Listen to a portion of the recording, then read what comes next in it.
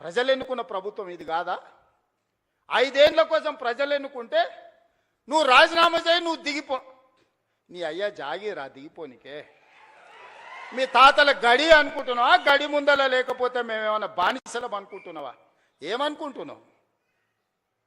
బిడ్డ, దుక్కి దున్నే చేతులు ఇవన్నీ ఉన్నాయి. నువ్వు అనుకుంటున్నావేమో మళ్ళా రావాలే, వస్తాడు, తిరుగుతాడు అని. వస్తే ఏమిస్తాడు?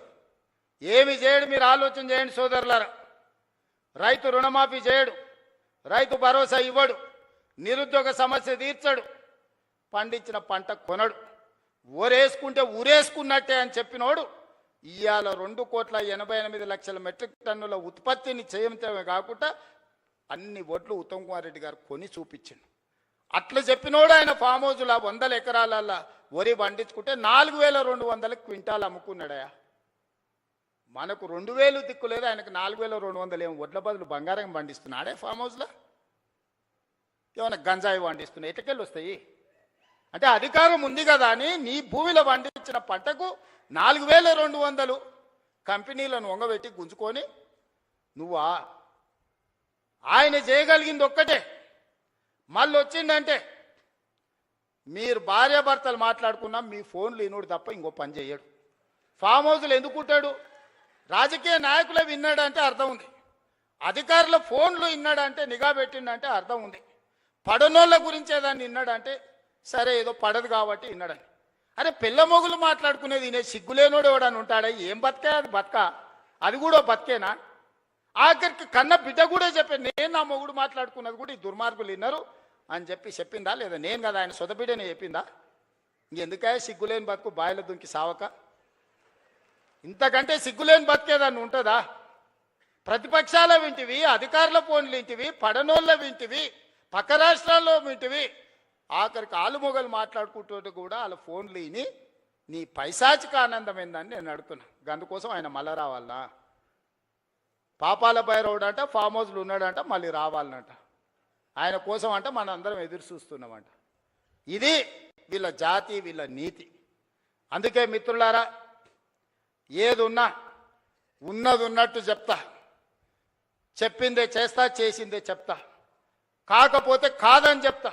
ఓ పూట మీకు నచ్చకపోయినా ఉన్నది ఉన్నట్టు చెప్పిండు ఆ పిల్లగాడు అని అంటారు. నాకేం గొప్ప కిరీటాలు పెట్టుకోవాలని లేదు, వజ్ర వైదూర్యాలు సంపాదించుకోవాలని ఆలోచన లేదు. ఈ పిల్లగాడు ఏదన్నా ఉంటే ఉన్నది ఉన్నట్టు కుండ బలగొట్టినట్టు చెప్తాడా అని మీరు అనుకుంటే చాలే. పదవి ఎంతకాలం ఉంటే ఉంటుంది, పోతే పోతుంది. పదవి ఎవరికి శాశ్వతం? ఇందిరమ్మకే శాశ్వతం కాలే, ఇందిరమ్మకే పదవి శాశ్వతం కాలే, ఎన్టీఆర్కు పదవి శాశ్వతం కాలే, రాజశేఖర రెడ్డికి పదవి శాశ్వతం కాలే. నాకు కూడా పదవి శాశ్వతం కాదు, మాటనే శాశ్వతం. మాట మాట్లాడితే నిలబడతాడు, మాట కోసం ఎంతకైనా నిలబడతాడు అనే పేరు కోసమే ఈ ప్రయత్నం అంతా. అబద్ధాల పునాదుల మీద ఈ ప్రభుత్వాన్ని నడపను. మీకు అబద్ధాలు చెప్పి మిమ్మల్ని నమ్మించే ప్రయత్నం చేయను. ఏమున్నదో అదే చెప్తా, ఏం చెప్పినో అదే చేస్తా. సోదరులారా, తెలంగాణ రైతాంగానికి నా విజ్ఞప్తి ఒక్కటే.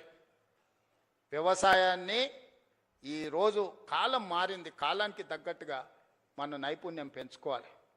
ఈసారి వర్షాలు పడవు, శాస్త్రవేత్తలు చెప్తారు.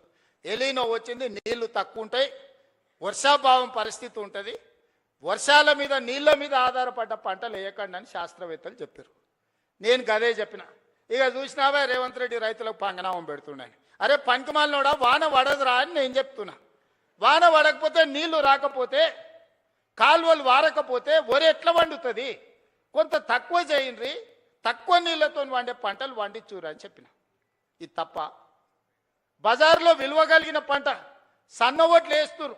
కొన్నిసార్లు మనకు తెలియదు, మనకి ఎవడు ఏజెంట్ వచ్చి అమ్మితే గవ్వే తీసుకుంటాం.